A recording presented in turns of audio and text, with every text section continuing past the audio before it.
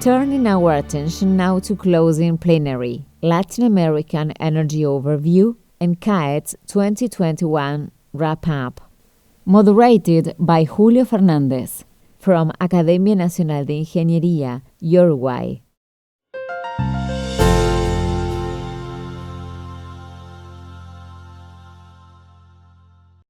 Welcome to the closing panel of CAETS 2021 on the Latin American Energy Overview.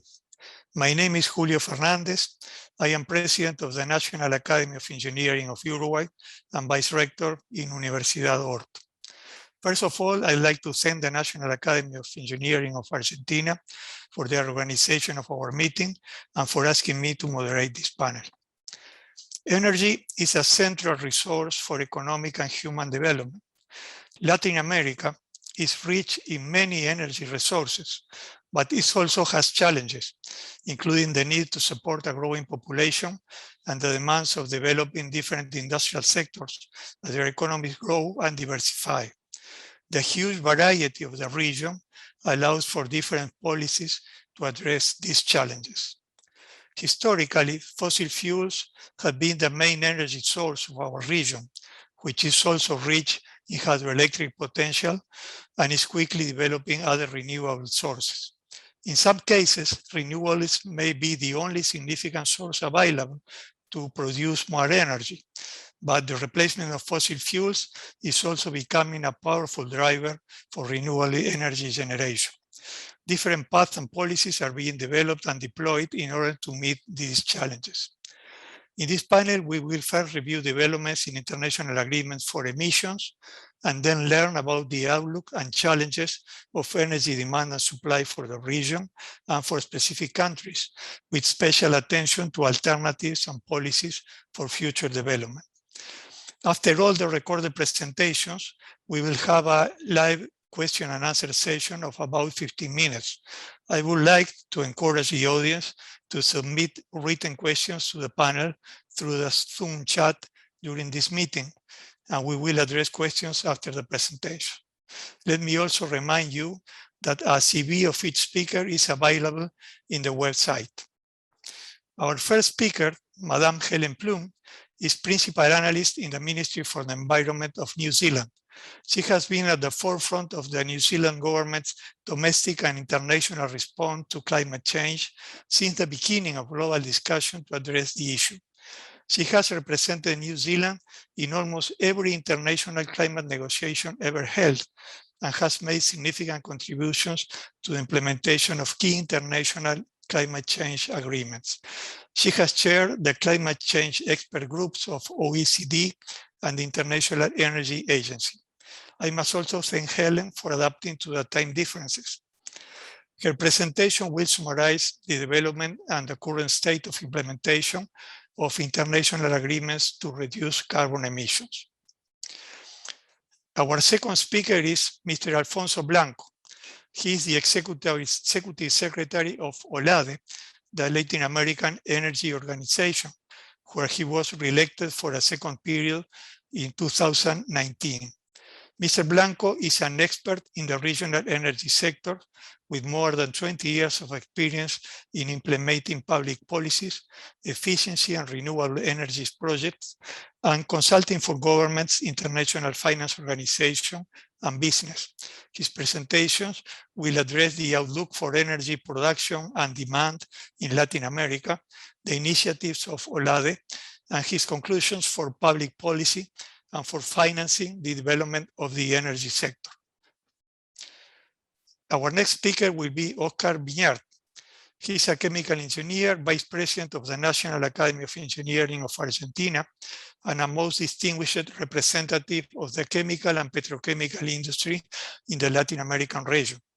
He has been an executive in Dow Chemical, holding positions in the US, Brazil, Chile, and Argentina, where I believe he was one of the key persons in creating the Bahia Blanca petrochemical complex. Oscar has chaired the Argentine Chamber of Chemical and Petrochemical Industries and the Energy Department of the Argentine Industrial Union, among other professional and industrial organizations. May I also add that he is also one of the organizers of this meeting, CAETS 2021. Our next speaker will be Mário Menel da Cunha. He is a member of the Brazilian Academy of Engineering and a specialist in electrical power systems with an outstanding professional and public service career. He has been a director of Celesc, the power utility of Santa Catarina State, a member of the board of Eletrosul, and a professor in the Federal University of Santa Catarina, besides serving in the state government and in the Brazilian Federal Executive. He has also been a director of several professional associations, including the Association of Engineers of Santa Catarina. He will present an outlook of energy production and consumption in Brazil, along with forecasts and perspectives. The next speaker will be José Luis Fernández Zayas, who is a member and past president of the Mexican Academy of Engineering. He has been a professor and researcher in the Institute of Engineering of the National Autonomous University of Mexico, UNAM, since 1975, publishing more than 30 books and hundreds of papers, and a director of the National System of Researchers of CONACYT. He was a director of research and environment in the Mexican Secretary of Energy, a founder of the National Association for Solar Energy, and a member and executive of several professional associations. Currently, he is a director of the Institute for Electrical Research. His presentation will address projections of energy demand and production in Mexico with attention to the role of renewables. The last panelist, Federico Ferres, is a Uruguayan economist who has worked since 2009 in the development, financing, construction, and operation of renewable energy projects in Uruguay, Argentina, and Colombia, from greenfield to operation. He's a member of the Honorary Council of the Observatory of Energy in the Catholic University of Uruguay. His presentation will cover recent transformations of the energy sector in Uruguay and the challenges of the future. As I said before, after this presentation, we will address the questions received through the Zoom chat. I encourage you to submit written questions through the chat. After the question and answer session, we will have the closing remarks by Manuel Solanet, the president of the CAETS organizing committee and of the Argentine Academy of Engineers. Thanks.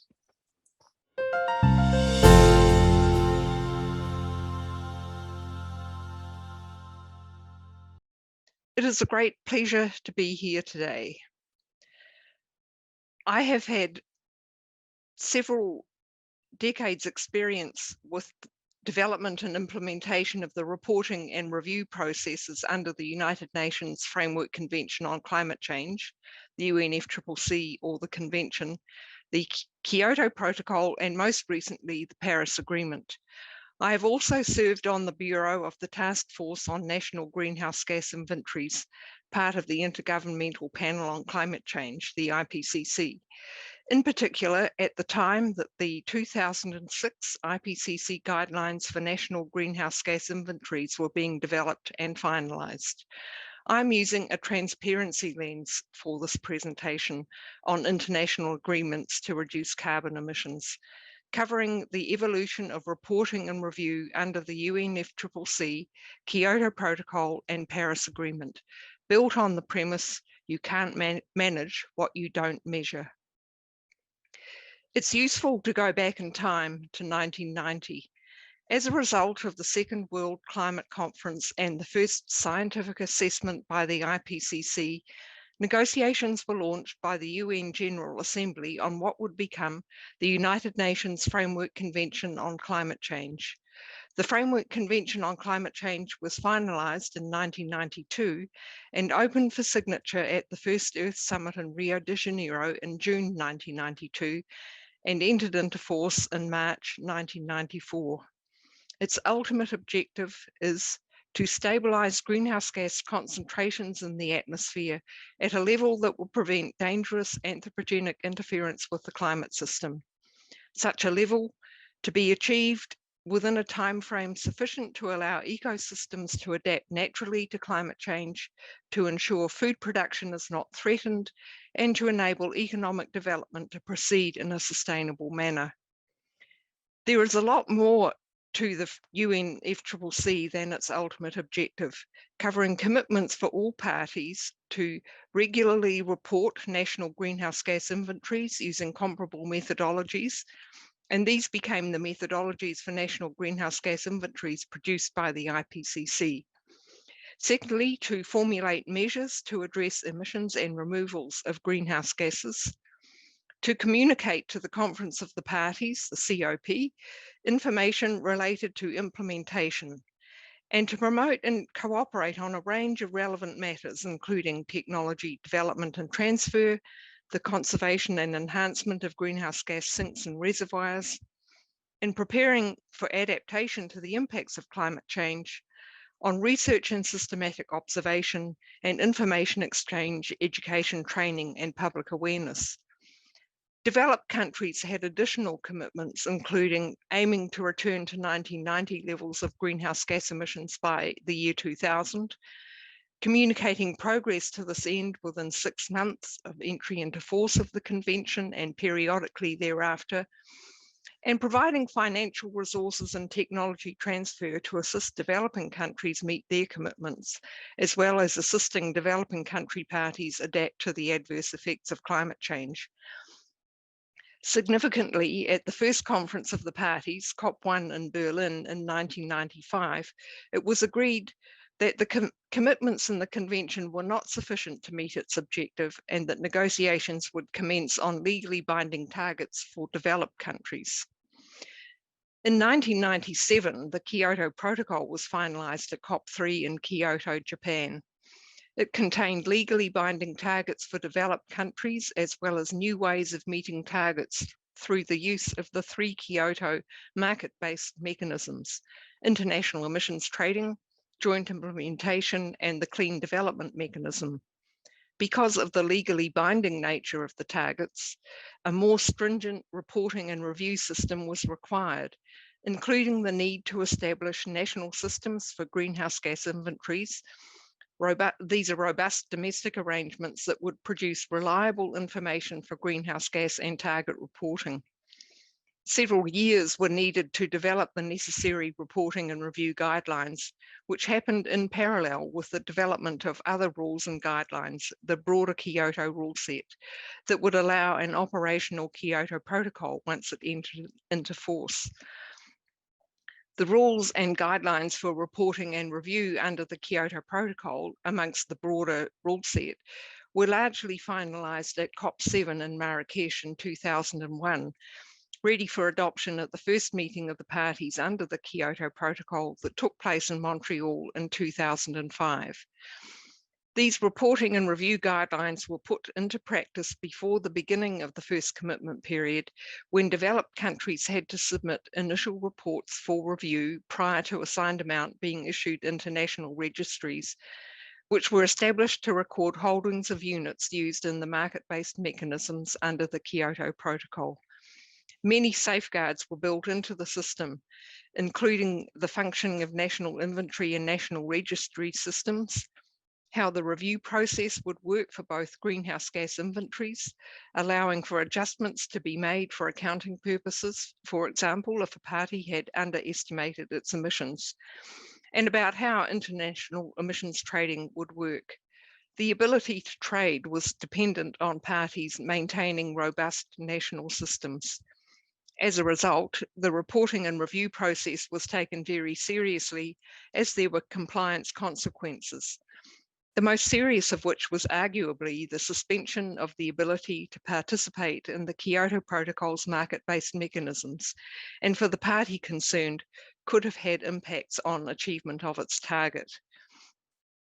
There were further transparency developments between 2009 and 2012, as parties grappled with what a second commitment period under the Kyoto Protocol might look like, together with looking at the possibility of a new global agreement. Of significance is the Copenhagen Accord. This was only noted by COP15 held in Copenhagen in 2009, and for many, this seemed at the time to be a disappointing outcome. However, the Copenhagen Accord laid the groundwork for much that followed. For example, it referred to limiting warming to no more than 2 degrees, that parties cooperate in achieving the peaking of global and national emissions as soon as possible, and the role of low emission development strategies. Importantly, for the theme of this presentation, the introduction of biennial update reports from developing countries can also be sourced back to the Copenhagen Accord, with mitigation actions to be subject to domestic measurement, reporting and verification, that's known as MRV, together with provisions for international consultations and analysis under clearly defined guidelines. There was further elaboration of reporting requirements as part of the Cancun agreements at COP16 in 2010, which set in train a process to elaborate guidelines for biennial reports together with international assessment and review for developed countries, alongside guidelines for biennial update reports together with international consultations and analysis for developing countries. These sets of guidelines were finalised at COP17 in Durban, the same meeting that launched the process to develop a protocol, another legal instrument, or an agreed outcome with legal force under the convention applicable to all parties. This resulted in the Paris Agreement adopted at COP21 in December 2015. Each of these decisions led to incremental improvements to the international processes for parties to report on their actions to address climate change, as well as keep track of domestic emissions and removals through the reporting of regular greenhouse gas inventories. It is also important to recall that through the period 2003 to 2006, and then again from 2016 to 2019, the IPCC, through its Task Force on National Greenhouse Gas Inventories, was working on developing and improving the scientifically based methodologies that countries use for calculating greenhouse gas emissions and removals at the national level. This scientific basis for estimating greenhouse gas emissions and removals is a fundamental component of both national and international reporting. And the much quoted IPCC TAC principles, these are transparency, accuracy, completeness, consistency and comparability, are a fundamental component of the international reporting and review landscape, and the Paris Agreement is no exception. The IPCC approach to national greenhouse gas inventories is underpinned by a philosophy of continuous improvement through time. The enhanced transparency framework established as part of the Paris Agreement provides for all countries, that's developed and developing, to report on actions taken and progress made in climate change mitigation, adaptation measures, and support provided or received as applicable.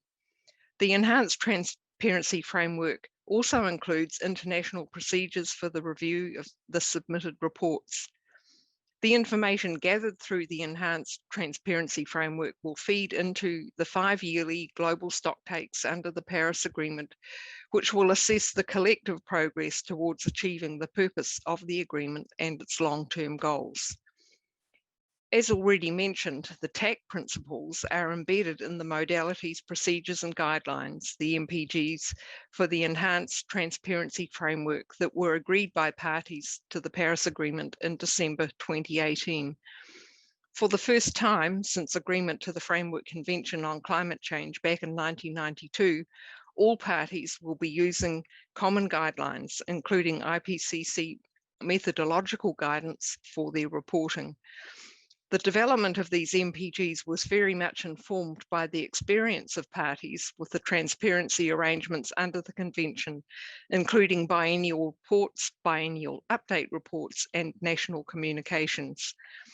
The MPGs also reflect that parties have different starting points, and building on a provision in the Paris Agreement itself, the MPGs contain specific flexibilities available to those developing country parties that need flexibility in light of their capacities.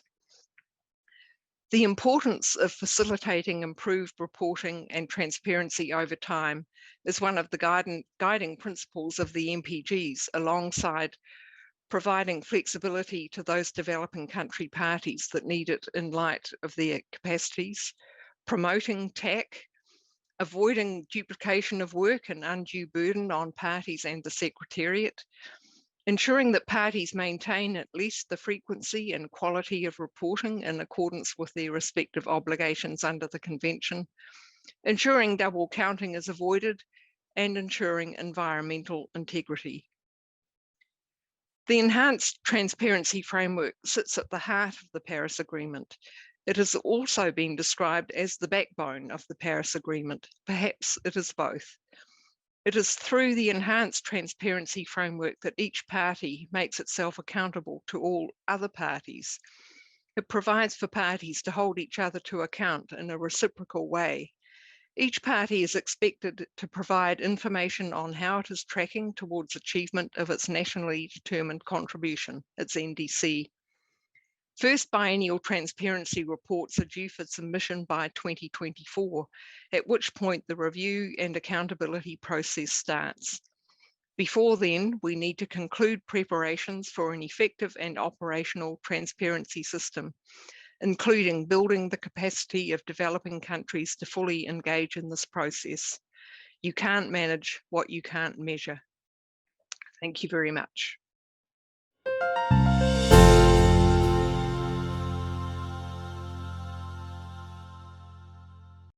Good morning, everyone. It's a pleasure for OLADE to be part of the CAETS 2021. Our presentation will be regarding Latin American energy matrix and the regional overview and future developments of the Latin American energy and the Caribbean energy sector. OLADE has all the official information of the energy sector from our 27 member countries. Every year we prepare the Latin American and the Caribbean energy outlook, and the last version of our outlook was 2020 with information of 2019.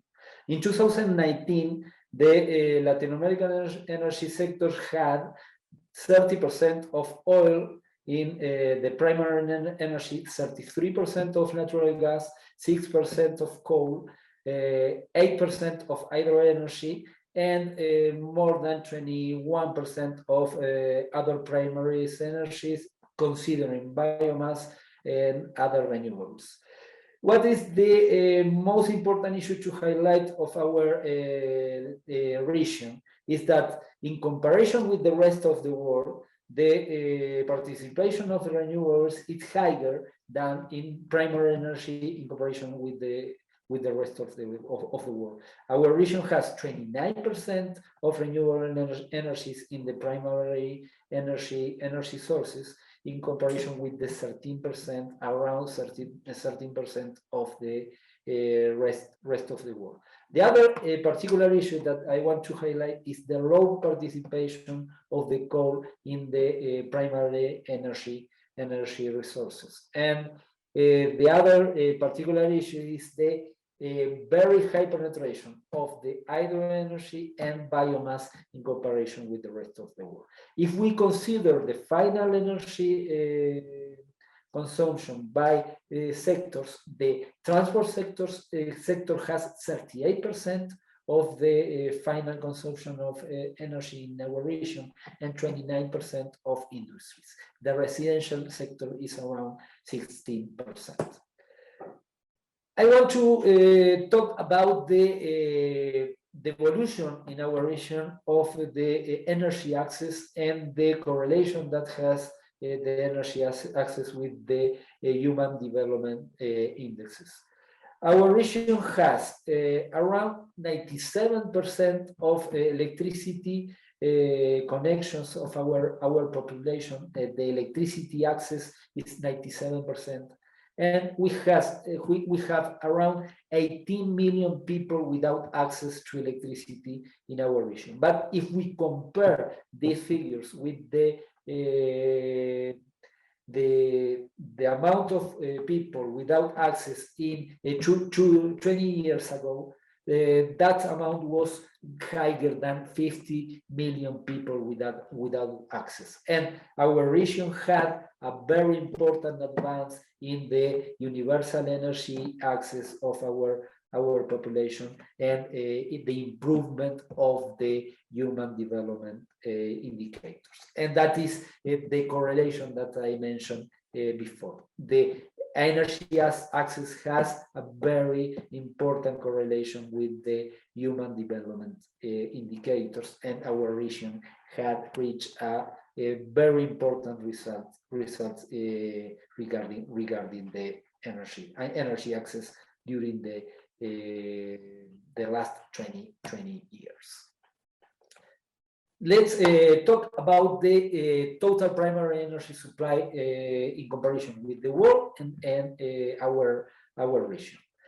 If we compare the total primary energy supply, the main difference is the participation of coal in the primary energy matrix. The rest of the world has 27% of the coal participation in the primary energy supply, and our region has 6%. And the other particular issue to be highlighted is the high penetration of renewables. The renewables, considering hydro and the rest of renewables, has 29% of participation in comparison with the rest of the world, that is around 13%, and that is 12%. That is the main difference between our region and the rest of the world. What is the role of the final energy consumption by source if we compare the evolution of our region in the final energy consumption? The participation of the oil and the derivatives in the final energy consumption were 50% in 1970s, and now it's 53%. But the advances of the natural gas, that was 6% in 1970s, and now is 12%, and the increase of the electricity in the final energy consumption. We moved from 6% to 18%. And what were the final energy consumption that had the most important evolution was the biomass, because in the 70s the role of the biomass in the residential sector were very high, and now we had 13% of the biomass used in the final energy consumption.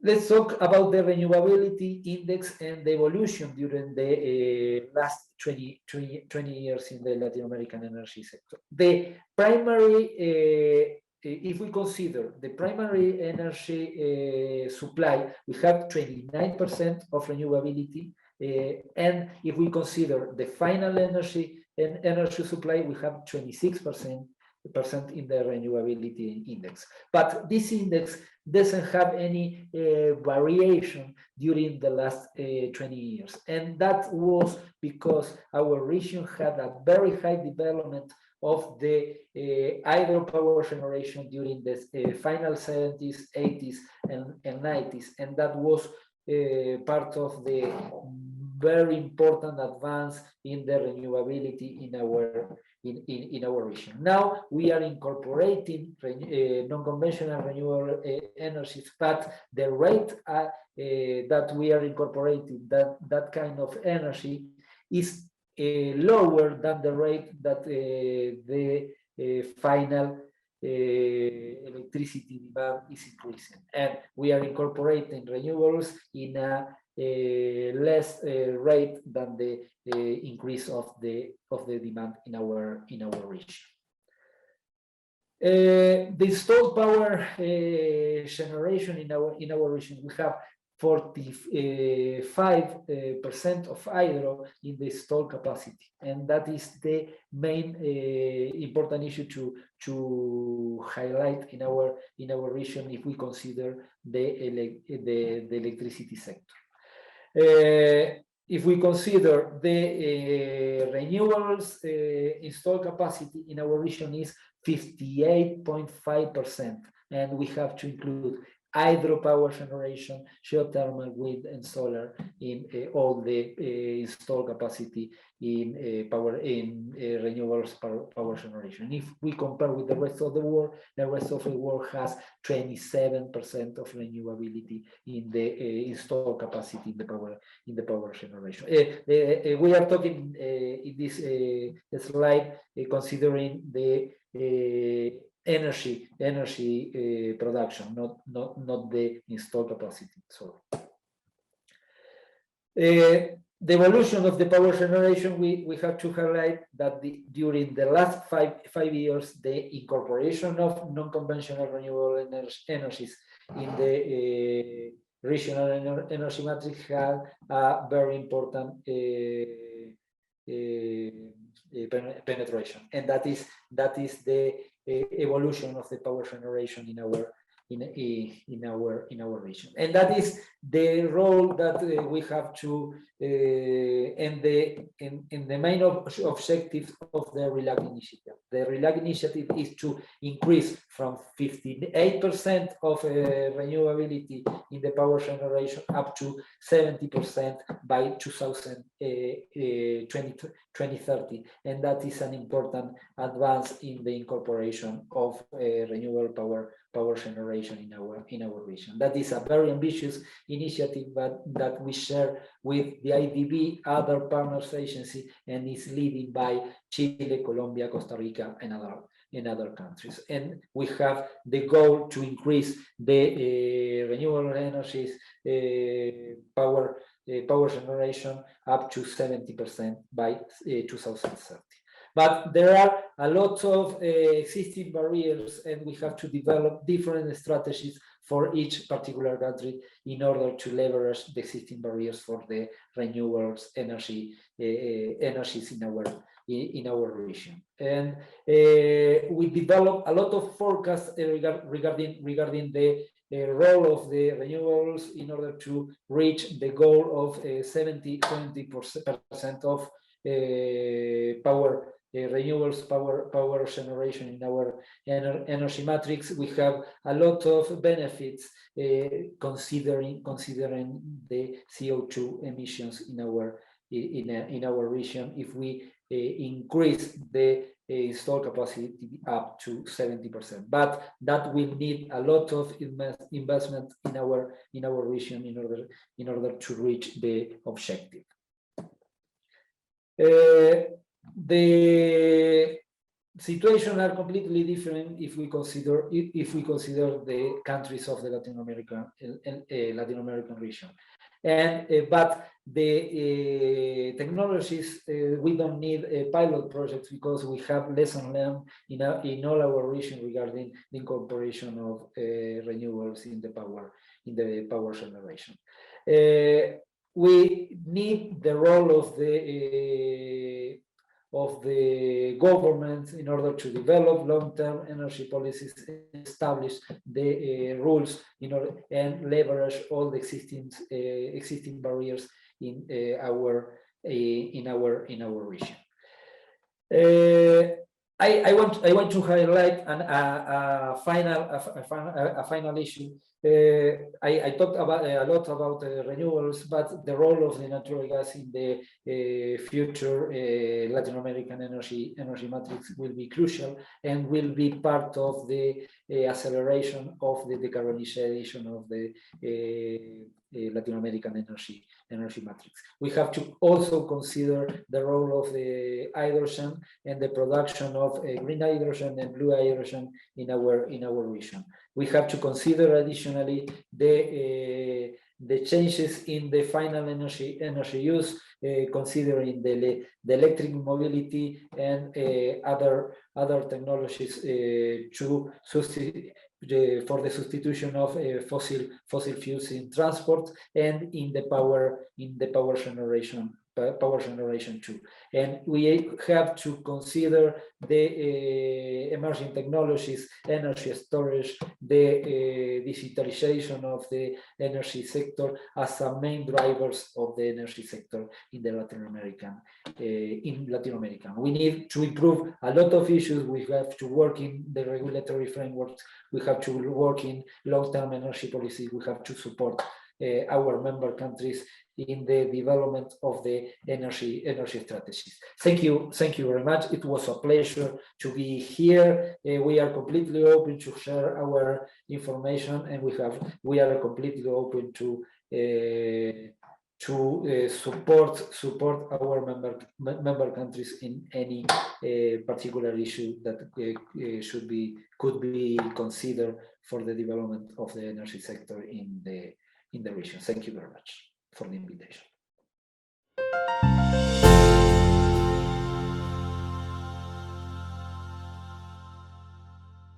Good morning, good evening. I'm Oscar Vignart, member of the Argentine Academy of Engineering, ANI, and will present you today the Argentine Energy Profile. I would like to thank the ANI Energy Institute for their contribution to this presentation, especially Gustavo Irazu for his valuable comments. A demanding geography from the energy supply side, a continental area of 2.8 million square kilometers, second only to Brazil in Latin America, a north-south dimension of 3,600 kilometers as seen in the map, with changing climates, subtropical in the north, temperate weather in the center, and very cold winters in the south. A formidable mountain barrier in the west, the Andes, and great rivers in the northeast, the Paraná and Uruguay, both discharging in the Atlantic Ocean through the river plates. Around 45 million inhabitants, which gives a very low population density, 16.2 people per square kilometer, similar to Canada and Australia. With an additional factor, 93% lives in urban areas, with a large concentration of people around the city of Buenos Aires, close to 13 million. So distances, weather variations, geographic obstacles, uneven population distribution creates challenging conditions for the design and operation of the energy system. Let's look now at today's total energy supply system. Natural gas is the predominant source of energy, 59.5%. Oil reaches 26.4% and is mainly used for transportation. A minimum coal contribution, 0.9%. Zero carbon sources total 13.2%, and this includes hydro, nuclear, and others. Our history shows natural gas growing and displacing oil as the main energy source from 1860 on, building in this period a large gas pipeline infrastructure, thousands of kilometers of major lines built from the south and the north, from west to east, reaching finally the Buenos Aires cosmopolitan area. The power generation picture shows a more diversified structure, with natural gas still an important source. Fossil fuels account for roughly 60%, and zero carbon sources for the remaining 40%, mainly hydropower, although nuclear and wind have an important participation. Nevertheless, among fossil fuels, gas is the prevailing one, which helps to reduce the carbon impact. Argentina has more than 110 years of history with oil and gas, over 70 years of natural gas exploitation, with 5 productive basins: Northwest, Guyana, Neuquén, San Jorge and Austral, and a major gas reservoir discovery in 1977 in the province of Neuquén, Loma de la Lata. The latest developments the discovery of unconventional oil and gas resources have changed the local hydrocarbon scenery. Neuquén is today the center of unconventional natural gas and oil production, with several companies operating in the Vaca Muerta field, translated as dead cow, for the basin shape, similar to the size of Belgium.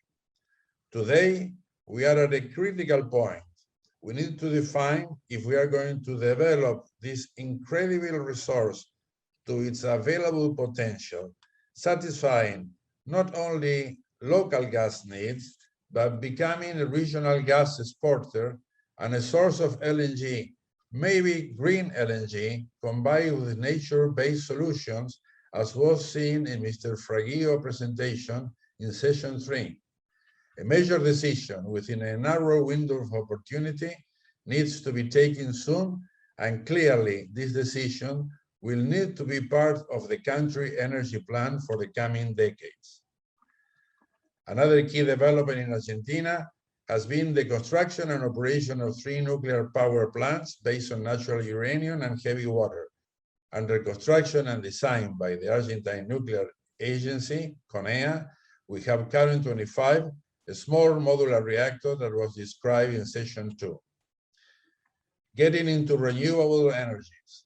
The country has a very strong potential to develop both wind and solar power.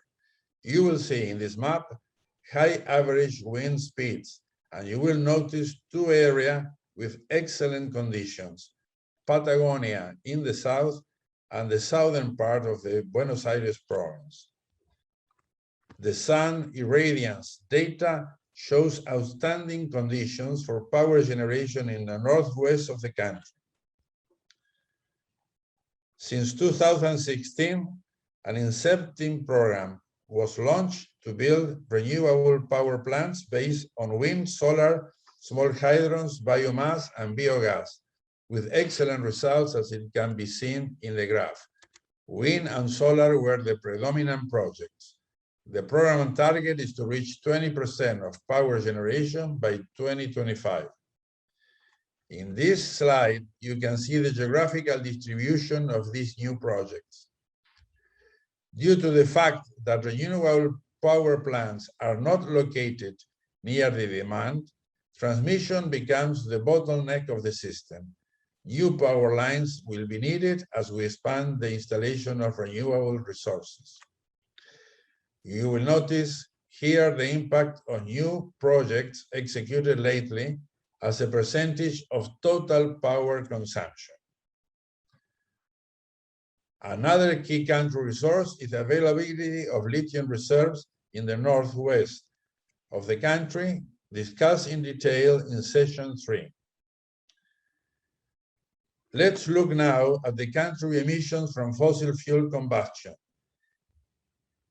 183 million tons of CO2, or 0.55 of equivalent world emissions. On the right side, you can see that transportation and power generations accounts for 50% of total emissions, with industrial and residential reaching 34%.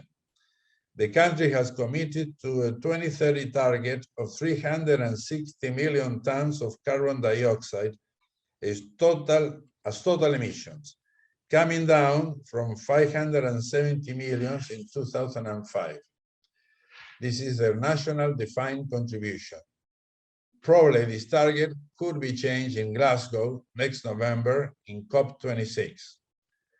Now, what can the country do to achieve this goal and the more challenging objectives of 250 and 260?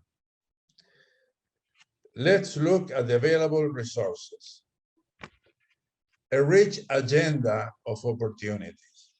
We have tremendous wind and solar capabilities. We have the possibility to develop small and medium hydros. But together with all this development, we have to remember we will need to build transmission lines, install batteries, and clearly use demand management energy to handle these special conditions. We already talked about the developments of Vaca Muerta and the possibilities of LNG exports. We have a tremendous potential in generating hydrogen, a fuel that will have an important role in the future, both green and blue with carbon capture storage. We already mentioned the possibilities to build small modular reactors for atomic generation, for nuclear generation, a technology that is very easily adapted to our distributed needs of energy around the country. We also have possibilities to build third-generation reactors together with the existing, in the place where we have today 2 nuclear reactors in Atucha. There will be a need to build infrastructure to support electromobility. And there is a lot of work to be done to improve the efficiency in industry, homes, buildings, and services. And we already talked about the lithium possibilities of the northwest of the country. How to prioritize them, how to combine them. What are the most efficient economical routes to decarbonize the economy? What incentives and regulations are needed? How to invest millions of dollars in a major revolutionary change at a speed never experienced before that will change the way we live, and how to minimize the social and economic impact, how to finance it. A very complex set of questions and challenges for any country. In our case, we need to overcome some long-lasting problems before we can seriously tackle this formidable job. The country needs to achieve economic and financial stability. It cannot grow with the 40–50% level of inflation. We need to lower the cost of capital. We are talking of very large projects. A critical condition can only be achieved after complying with the previous point. Stable and acceptable rules and regulations that cannot be modified with every change of government. An accepted consensus beyond who's in power. We need also to make public-private cooperation a reality and long-term financial from world financial institutions and private sources. There is a tremendous opportunity to design and build our way into the future of energy. Let's don't lose it. Thank you very much.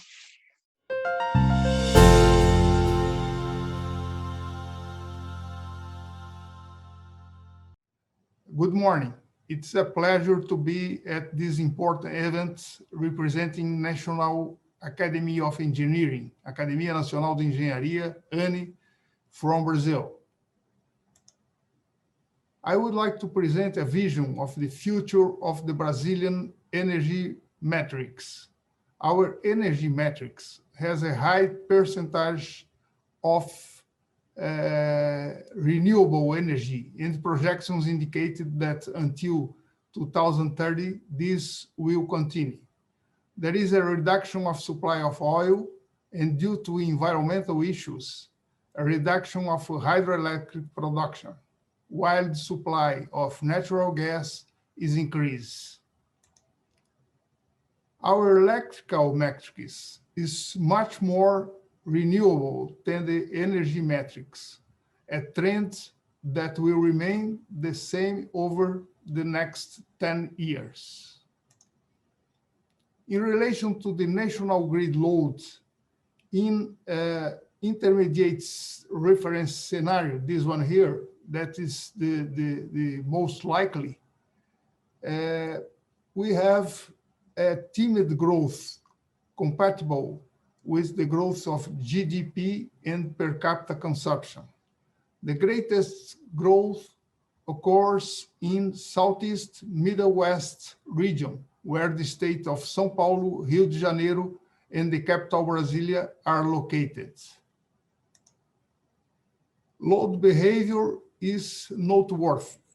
Using 2019 as a reference, the blue line, due to the pandemic, we have a big drop in 2020, the black line, and a recovery of more than 10% in 2021. Given the severe water crisis that the country is currently going through, the increasing load has become a parameter of concern for sector managers since, as shown before, our metrics is very dependent on water. The energy situation is worrying when one observes the affluent flows shown in the graph, which points to values below long-term average for the last 7 years. The immediate consequence is that in this 7 years, we have had a GSF, generator scaling factor, lower than 1, which means the application of penalties for hydro generators. The water crisis can be better understood when we look at Iguaçu Falls, which are part of the Paraná Basin, Brazil's main producer of hydroelectric energy. The first photo is a medium flow situation. As the waters are clear, in the middle of the rainy season, in addition to the volume of water, they become very clay colored. In the second photo, this one, currently the falls appear with a trickle of water. It means no water in Iguaçu Falls, almost no water. Now let's talk about the features of Brazilian interconnect system. We are going to talk about the transmission system, distributed generation, wind excellence, and market opening. The transmission system is very robust, almost 150,000 kilometers of lines up to 800 kV, and covers almost the whole of Europe. The auctions for the construction of new transmission lines carried out with resource and private guarantees have shown excellent results, ensuring compliance with the schedule for opening the new lines. The robustness of transmission lines it's very important for us because allows for the transfer of energy resources from one region to another. For instance, in the north, we have water resource, large hydroelectric plants such as Jirau, Santo Antônio, Belo Monte, and Tucuruí. Northeast, we have a lot of good wind and solar. And in Southeast and Midwest, we have water and biomass. And finally, in the south part of the country, we have coal, wind, and water. Taking advantage of this seasonality and complementarity of each such. Distributed generation. It was shown important growth as a result of the initial incentives, like you can see in the graph. But now the future growth depends on the regulatory framework that is under discussion in the National Congress, which has tendency to reduce current incentives. As a requirement, the generating unit must be less than 5 megawatts and be located within the concession area where the consumption unit is located. By fulfilling these requirements, the unit is entitled to incentives such as compensation of self-produced energy and the discount of the use of distribution system. The excellence of winds. The quality of the winds, especially in the Northeast, is an excellent fact that provide average capacity factors of around 60% in 2020. To compare, the global average is 34%. Also, it is possible to predict with reasonable accuracy the Brazilian winds, making the life of the ISO much easier. Market opening. There are regulations for the full opening of the market and proposal to advance the schedule. Although the free market, today about 30% of the total market, represents a cost reduction for the consumer about around 20%, there are many details to be resolved for the full opening, such as legacy contracts and last resort suppliers. Now let's talk about the near future. Hybrid plants, hydrogen, and smart grids. Hybrid plants. There are several possibilities of complementarity between sources, but the most evident is between solar and wind sources. The advantage of the arrangement lies in the savings provided by the reduction in the contract for the use of the transmission system. Now let's talk about smart grids. Let's talk about Copel. It's a concessionaire of state of Paraná in the southern part of the country. They are implementing a smart grid program that covers a large part of the state, Paraná, in the southern part of the Brazil.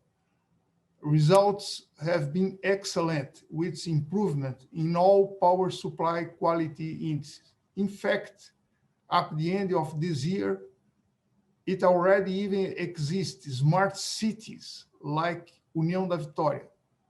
Next photo.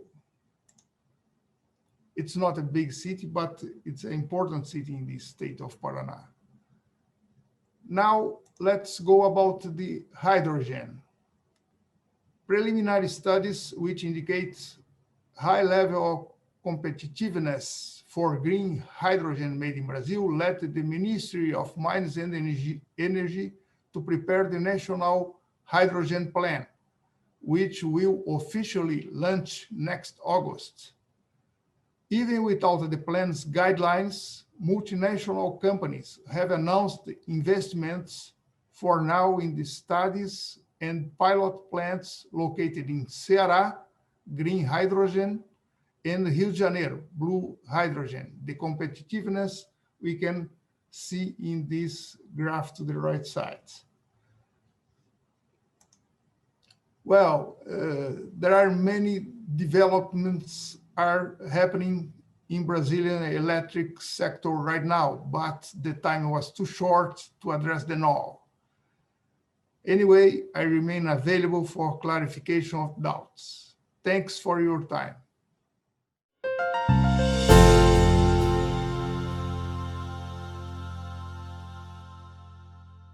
Thank you very much for the invitation to the Mexican Academy of Engineering, which is a founding member of CAETS, our co-host, together with the Argentina National Academy of Engineering.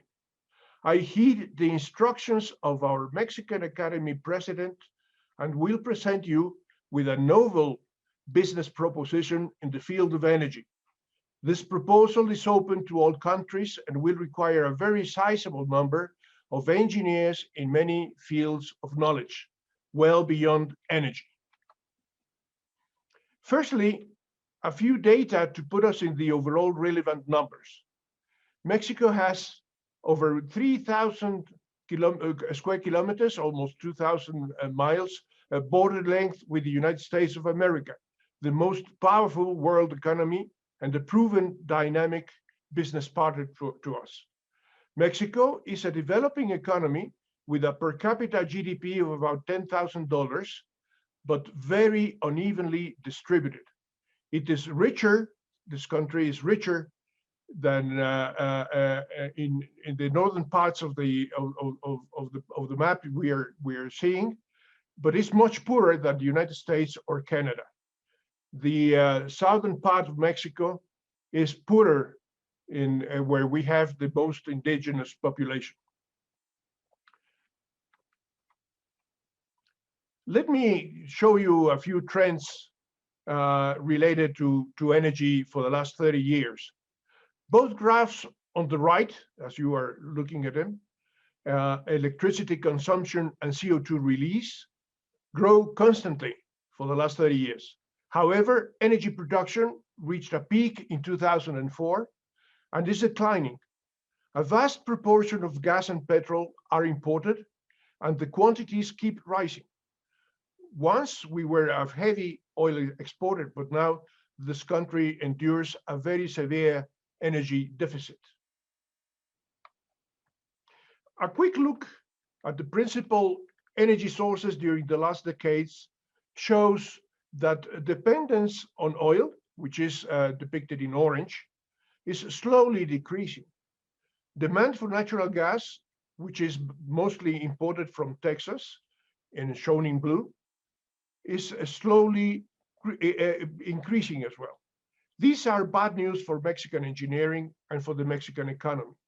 The small hydro fraction plus other non-polluting energy sources are still small and altogether accounting for about 15% of the total. We make poor use of our splendid solar and wind energy natural renewable sources. Furthermore, the total energy delivered in terawatt hours, as is shown in the graph, is stalling without a major shift in energy efficiency nor energy intensity. But the overall picture,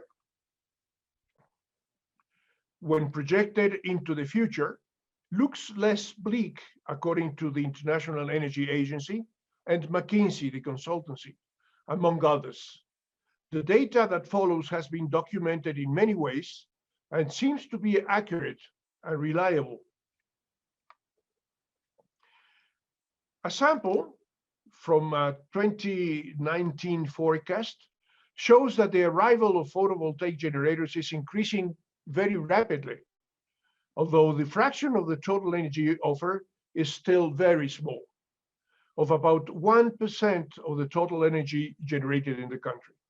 Recent pressure from the private sector might forecast an acceleration of these technologies in the not so distant future. And consequently, capital requirements to 2030 are of the same size as the total energy infrastructure built up over the last century. Furthermore, a technology shift towards more efficient production, transmission, and distribution is foreseeable. Cleaner and renewable options are arriving quickly and are here to stay. I am afraid our national capacities, both technical and financial, are very much overburdened, and we must cry for international help.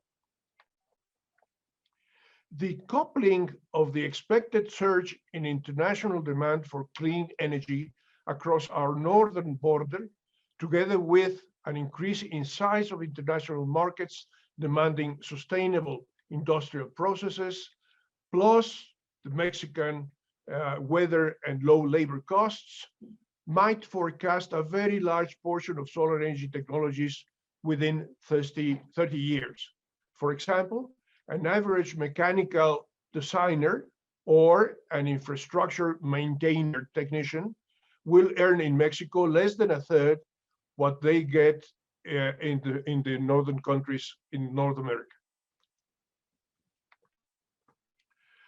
Even if the total energy demand is growing at a faster rate than population during the last few years, and total energy demand, as shown, is growing at an unsustainable rate, a clear turnaround can be expected, and the exponential growth can be flattened out and recover the most plausible rates of growth that Mexico had until the end of World War II. As McKinsey puts it, the exponential growth can correct itself to accommodate economic growth and sustainability needs in the shown S curve, which is depicted in blue in this graph. The forecasts shown here can only be achieved if we can forge a positive international cooperation where each nation contributes with its best resources and comparative advantages. I believe Mexico's future is bright and sunny. Thank you.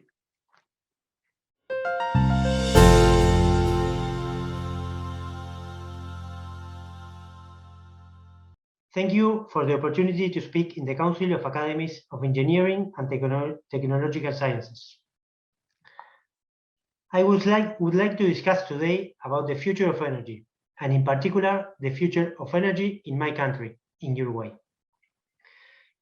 When it comes to energy, a lot has changed in the last few years, and a lot will change in the next few years.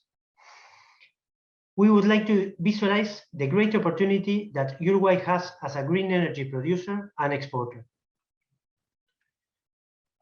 Uruguay had great success in decarbonizing the electricity sector. In just 15 years, the electricity generation went from almost zero participation of unconventional renewables to almost 60% last year. This increase in the share of renewables in the electricity source came with a lower cost of energy. The cost of generating 1 megawatt decreased by 45%. Before renewables installations, Uruguay almost had massive blackouts and had millions of dollars in additional costs needed to purchase electricity from Brazil and Argentina at more than $400 per megawatt hour, and to purchase oil to produce electricity. This kind of vulnerabilities repeated every 2 to 4 years, in 2006, 2008, 2012. In 2012, for example, the yearly cost of generating electricity was $1,151 million, compared to 304 just 2 years before. There was huge volatility year by year. Due to biomass, wind, and solar, Uruguay became more sustainable, more resilient, and at the same time more competitive, producing our own energy and even exporting exceeding capacity. From 2015 to 2019, 96.5% of the electricity supply came from renewable resources, including hydro. Uruguay even became a net exporter of electricity, as you see on this picture. These are 2 spot moments where we have fully renewable generating capacity, and we were exporting a lot to Brazil and Argentina. This transformation was possible due to huge investment in renewable, approximately $3.5 billion in 5-year period, driven by a legal framework in which private investors could rely on. Certainty was the key. A priority dispatch was available for renewables. We have 20 years PPA in US dollars with the utility. This contract was with a take-or-pay clause, and Uruguay has very solid credit and consistent energy policy. It is worth noting that this energy transition has been developed without subsidies. Current circumstances create a great base for a new challenge to further decarbonize other sectors, like industry, transport, and why not agriculture, and at the same time help companies to maintain or improve its competitiveness. Global climate challenge is another factor to take into consideration.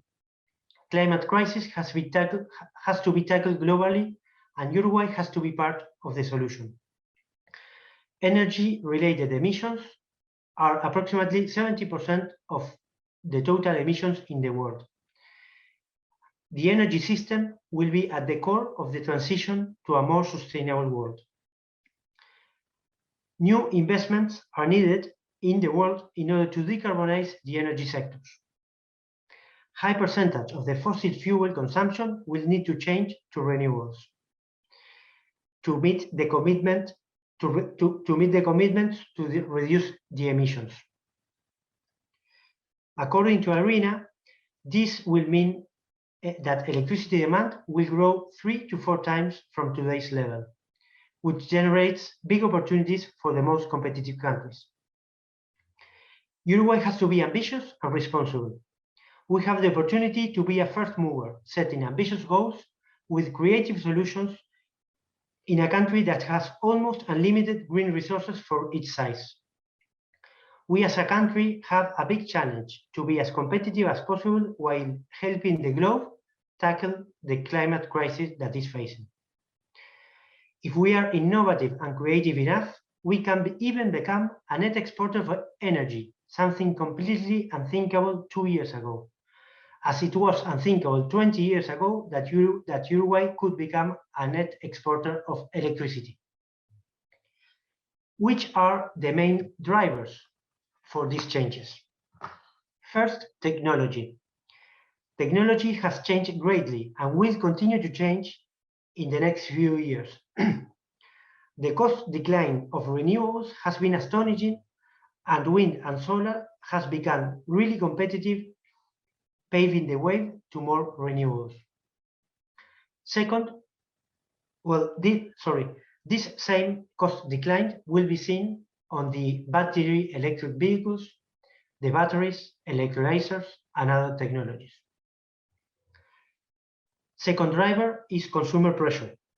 Consumers realize that climate is an issue that has to be handled today. Tomorrow may be too late. Third driver, regulation and tax policy. The EU, the US, Japan, and even China had plans to eliminate its carbon footprint. These countries and regions are changing regulations and taxes schemes to promote reaching net zero emissions in the next 20 to 30 years. Last but not least, financial institutions requirements.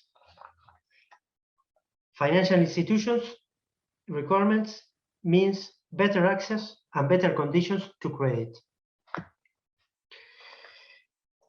These three issues, consumer pressure, regulation, and better financing, are huge incentives to take this challenge seriously. Each country has to find a way, a solution, a path to decarbonize. The solution will not be the same for the different markets or countries. Technology alternatives are plenty. There is a key question: which is the best solution for our country, for our sector, for our company? It is important to understand the brutal facts, the brutal changes, and adapt our demand, adapt our regulation, and adapt our way of thinking. The most important fact to be considered in Uruguay is that variable renewables are dominating our power supply, and that the operation of a power system with a high share of variable renewables requires much higher flexibility on demand.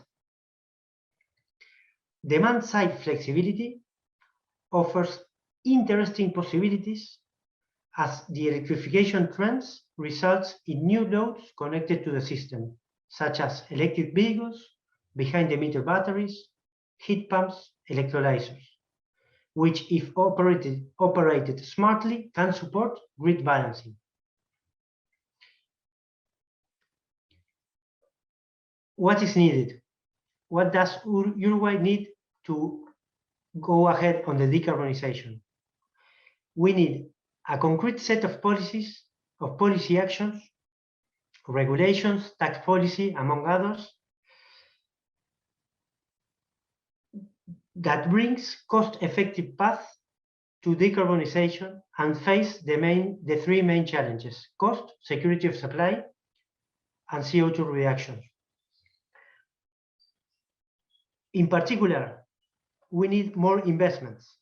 New investments are needed in order to decarbonize the energy sector, such as battery electric vehicles, hydrogen, etc. Investment in energy-intensive industries with flexible demand. that at the same time will attract new investment in more renewables. We need to reevaluate existing assets, mainly grid, in particular transmission and distribution lines, in order to develop a plan to maximize the use of existing grid capabilities with no additional cost to the utility. We need to reevaluate capacity market with a whole energy system approach, considering supply side and demand side. In particular, to recognize the capacity of renewables and batteries to give power during critical hours and to reduce the peak load during those hours. Uruguay in the past built thermal power plants for firm capacity. The increase in the share of renewables in the electricity matrix lowered the need of firm capacity. We should adapt our legal framework and regulation for this new reality. We need long-term policy, stable policy. It is needed also to differentiate costs for firm demand from flexible demand. Firm demand is generated by customers that need availability of electricity the whole time. Flexible demand are customers that can be disconnected when there is congestion in the grid or when there is not enough energy. Finally, we need to develop instruments in which private investors could rely on. As was in the first energy transition, certainty is the key aspect to promote energy-intensive, flexible demand investments. Thank you very much.